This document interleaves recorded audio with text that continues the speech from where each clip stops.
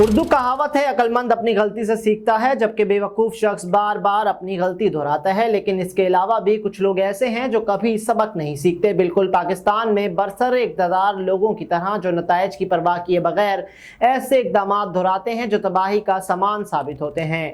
آپ کا تجسس دور کرنے کے لیے بتاتے چلیں کہ ہم یہاں پاکستانی حکومت کی جانب سے انٹرنیٹ کے ساتھ بار بار کیے جانے والے تجربات کی بات کر رہے ہیں۔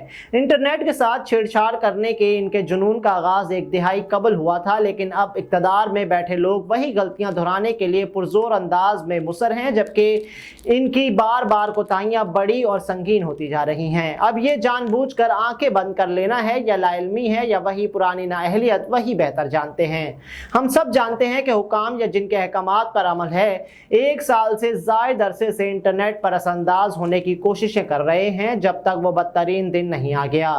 حال ہی میں سب نے اپنے گھروں، دفاتر یا دوران سفر بھی اس کا سامنا کیا۔ اس اقدام نے وائی فائی اور موبائل فون دونوں انٹرنیٹ کو متاثر کیا۔ اس سے قبل 1 دہائی سے زائد عرصے سے بگ برادر آمرانہ طرز حکمرانی ویب سائٹس کی طویل فہرست تک رسائی ممنوع قرار دے چکے ہیں، لیکن اب انہوں نے اس فہرست میں سوشل میڈیا کو بھی شامل کرنا شروع کر دیا ہے۔ اس سلسلے کا پہلا شکار ایکس بنا، جو کہ ظاہر ہے آسان ہدف تھا کیونکہ وہاں لوگ نہ صرف اظہار رائے کی جرات کرتے ہیں بلکہ اپنی آواز بھی بلند کرتے ہیں۔ تصور کریں کہ یہ حکومت کے لیے کس قدر خطرناک ہے۔ اس کے بعد واٹس ایپ زد میں آیا، جس کے استعمال کے دوران صارفین کو مختلف رکاوٹوں کا سامنا ہے، جیسے فائلز بھیجنے اور موصول کرنے میں تاخیر ہو رہی ہے، جبکہ صارفین موبائل ڈیٹا کے ذریعے وائس نوٹس یا تصاویر بھی نہیں بھیج پا رہے۔ کچھ دیر کے لیے ڈیجیٹل حقوق جیسی پیچیدہ اصطلاحات کا ذکر نہیں کرتے کیونکہ ہمارے ملک میں پہلے ہی اثر انداز کیا جاتا ہے، اسی لیے اعداد پر توجہ دیتے ہیں۔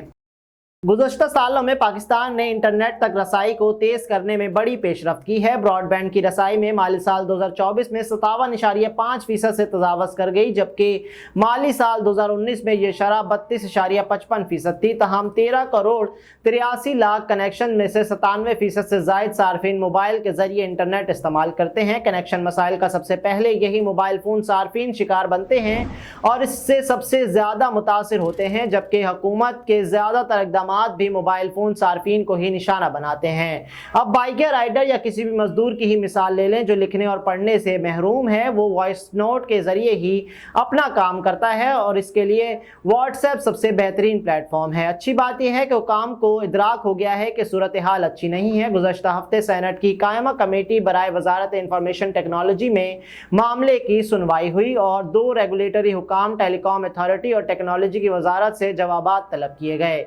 مبینہ طور پر یہ سست روی شاید اسی لیے ہے کیونکہ حکومت نے فائر وال کی آزمائش کی ہے یا ویب مینجمنٹ نظام کو اپ گریڈ کیا ہے۔ یہ ظاہر ہے معمول کے اقدامات ہیں جو ملک کی سائبر سیکیورٹی کی غرض سے کیے گئے ہیں، حتیٰ کہ اگر ہم انتظامیہ کی اس وضاحت کو تسلیم بھی کر لیں تب بھی ان مسائل کو 1 سال ہونے کو آ رہا ہے، یعنی اب وقت ہے کہ کسی نہ کسی کو تو ٹیکنالوجی کی شراکت داروں سے بات کرنا ہوگی اور انہیں خود اپنے آپ کو ناقابل تلافی نقصان پہنچانے پر ہراسانہ بھی کرنا چاہیے۔ یہ ظاہر معمول کے اقدامات ہیں جو ملک کی سائبر سیکیورٹی کی غرض سے لیے گئے ہیں، حتیٰ کہ اگر ہم انتظامیہ کی اس وضاحت کو تسلیم بھی کر لیں تب بھی ان مسائل کو 1 سال ہونے کو آ رہا ہے، یعنی اب وقت ہے کہ کسی نہ کسی کو تو ٹیکنالوجی کی شراکت داروں سے بات کرنا ہوگی اور انہیں خود اپنے آپ کو ناقابل تلافی نقصان پہنچانے پر سراہنا بھی چاہیے۔ یقینی طور پر اس طرح کے اقدامات کے سنگین نتائج سامنے آتے ہیں۔ مثال کے طور پر ہمارا ٹیلی کام سیکٹر پہلے ہی مسائل سے دوچار ہے، جہاں ایک ملٹی نیشنل کمپنی پہلے ہی مارکیٹ سے دستبردار ہو چکی ہے، جبکہ دیگر فی صارف اوسط منافع پر بہتر بنانے کی جدوجہد کر رہے ہیں۔ ڈیٹا اور اس طرح کی سروسز کو بین الملک اپنے اسپانسرز کو ڈالر میں کما کر دینا ہوگا۔ حیرت کی بات نہیں کہ موبائل ڈیٹا کو محدود یا بلاک کرنے سے ٹیلی کام کمپنیز پر اثر مرتب ہوئے ہیں۔ مالی سال 2023 میں موبائل ڈیٹا سے روزانہ کی بنیاد پر اوسطاً $1.51 ارب حاصل ہو رہے تھے۔ اس نقصان کا تخمینہ ہی لگایا جا سکتا ہے جو ٹیلی کام کمپنیز کو اٹھانا پڑتا ہے جب حکام انٹرنیٹ کے ساتھ چھیڑ چھاڑ کرتے ہیں۔ کلاؤڈ فیئر کے مطابق پاکستان میں ڈاؤن لوڈنگ کی رفتار محض 22.3 MBPS جو کہ نائجیریا میں 26، انڈونیشیا میں 31.5 اور فلپائن میں 97.4 سے بھی کم ہے۔ ایسے ماحول میں ٹیلی کام حکام کو اپنی ٹیکنالوجی اور انفراسٹرکچر کو اپ گریڈ کرنے کے لیے مزید سرمایہ کاری کرنے کی ضرورت ہے، لیکن بظاہر ہے حکومت کی جانب سے 35% ٹیکس وصولی کے بعد ان کے پاس पास भी इतने वसाइल नहीं बचते, जबकि हुकूमत इंटरनेट सुस्त और बंद करके इनका मज़ीद नुकसान करती है। पाकिस्तान ब्रांड के हवाले से जोश पैदा करना चाहिए और पहले मुश्किल है। पाकिस्तान ब्रांड के हवाले से जोश पैदा करना पहले ही मुश्किल है।